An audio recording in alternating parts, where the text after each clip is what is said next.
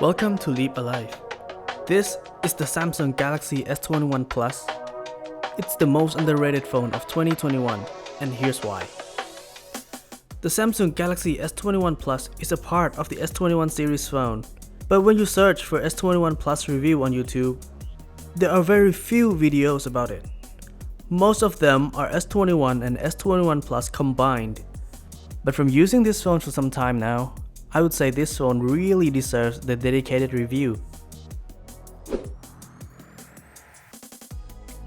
The S21 Plus is the awkward middle child of the bunch, sitting between the S21 and the highest end S21 Ultra. But it's also the most balanced phone of the three. When someone wanted to buy an S21 phone, many people would go with the S21 for either the smaller size or the cheaper price. But when you wanted a bigger phone, people don't really look at the S21 Plus, but go all the way to the S21 Ultra instead. Which makes sense because if you have a budget for a $1,000 phone, why not spend a little more and get the Ultra? But lately, I switched from the Ultra to the Plus, and it's my favorite phone of 2021 so far. When comparing the S21 Plus to the S21, there are three things that really step up the game: a larger display, a battery that doesn't struggle to get through a full day of heavy use, and a better build quality. And these are the more obvious difference, or even a deal breaker, especially the battery. I would say it's totally worth every dollar upgrading from the S21 to the S21 Plus. But when you compare it to its bigger brother, the Ultra is better for only two obvious reasons: the higher resolution display and the camera.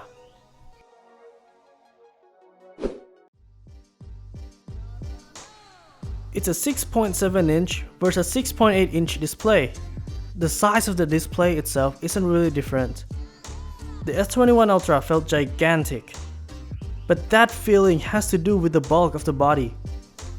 It's way thicker than the Plus, and thickness comes with the weight. It's super heavy. Even though it's only 27 grams heavier than the S21 Plus, the on-hand feeling is far more heavier.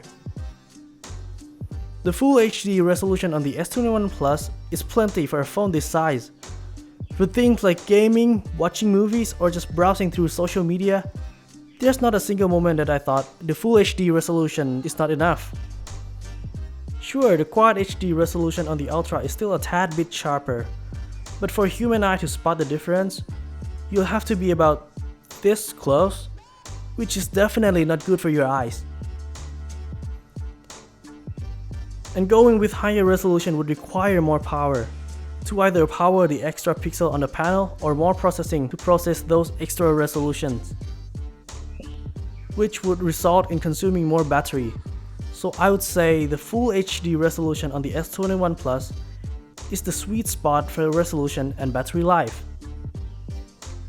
The display on the Plus is flat, which is what I preferred. For functions, the flat display did a really good job preventing the accidental touches. When compared to the curved display, I've got tons of accidental touches when I use the Ultra, which really often annoys me. And for holding the phones in hand, I got much more confidence holding the flat display phones in hand when I do to the curved ones. But one function I found the curved display did a better job is with the navigation gestures. With the back gesture to be exact. The curved display makes it feel more seamless when sliding back. The curvature of the display just goes along with the gesture, while flat display has edges that will make it less comfortable to do so.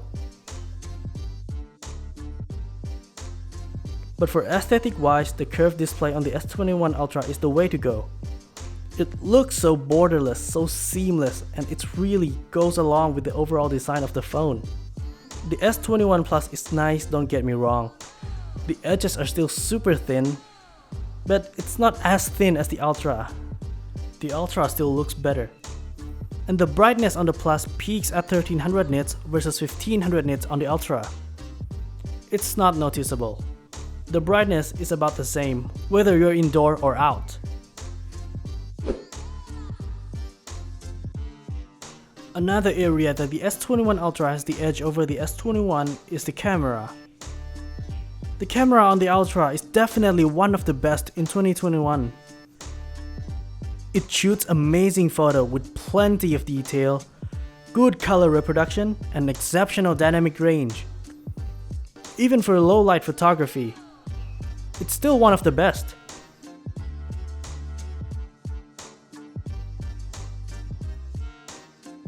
But the S21 Plus is not far behind. If the camera on the Ultra is an A, then the Plus is definitely a solid B+, or even an A-. It's really just a half step behind. The images I've got from the S21 Plus are pretty much comparable to the Ultra. And if you don't compare them side by side, you wouldn't even know which phone takes which photos. It's only when you really pixel peep the photos that you'll see those little details that the Ultra has the edge over the Plus. But for the zoom, the Ultra is in its own league. It's 100 times versus 30 times. The Ultra has two telephoto cameras, which are 3x and 10x optical zoom. While on the Plus, there's technically no telephoto lens. It's just the hybrid telephoto lens with 64 megapixel and 1.1 times optical zoom. So yeah, the Ultra easily wins this game. But most of the time, do you really zoom in that much? Or that often? I personally don't. Sure, it's good to have that 100 times zoom capability on the Ultra, but the 30 times zoom on the S21 Plus is already plenty.